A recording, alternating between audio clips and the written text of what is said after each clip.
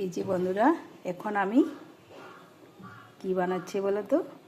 এইটা বানাচ্ছি ইলিশ শুটকি।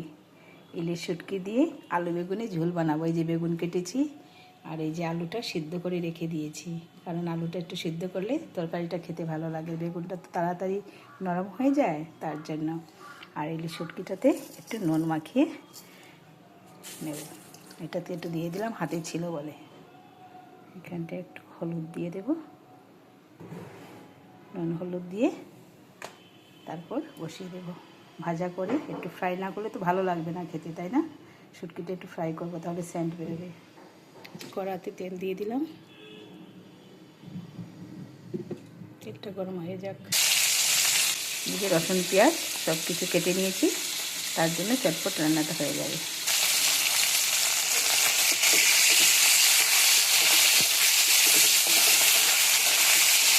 না, শুটকি মাছ ভাজার পরে যে একটা সেন্ট বেরোয়, ওই সেন্টে আলু বেগুনের ঝোলে খুব ভালো লাগে খেতে। এখন পেঁয়াজ রসুন একসঙ্গে দিয়ে দিচ্ছি। শুটকি রান্না একেবারে ইজি, কোনো ঝামেলা নেই, চটপট রান্নাও হয়ে যায়।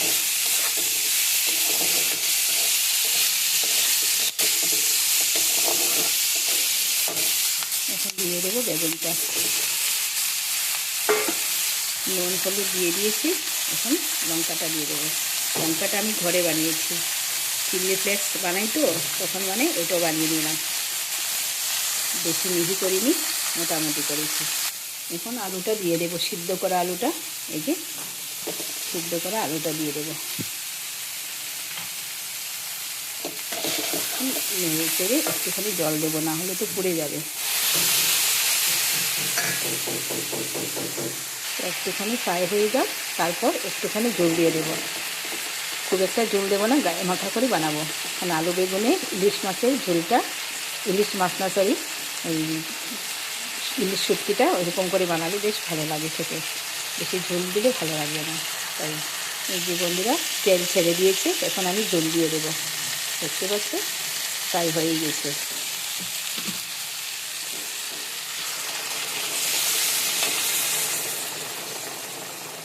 হয়ে গেল। যা সেন্ট বেরিয়েছে কি বলবো, তোমরা তো আর সেন্ট পাচ্ছ না, আমি পাচ্ছি। ভীষণ সেন্ট বেরিয়েছে, ইলিশ শুটকিটা ভীষণ ভালো।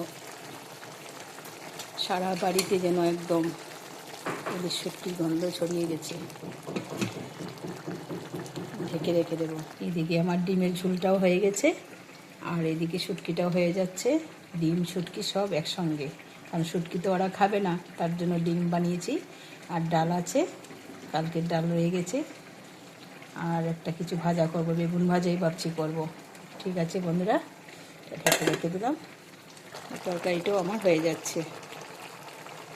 এই যে প্রায় কমপ্লিটই। তোমরা কে কে ভালোবাসো ইলিশ শুটকি দিয়ে আলু বেগুনের ঝোল, কমেন্ট করে বলবে তো। আমার তো ভীষণ ভালো লাগে। ঠিক আছে বন্ধুরা, তাহলে এখানে রেখে দিলাম। দুইটা রান্নাই কমপ্লিট হয়ে গেল। এখন ভাজা বড়া আস্তে আস্তে করছি। তাহলে রাখলাম, বাই বাই।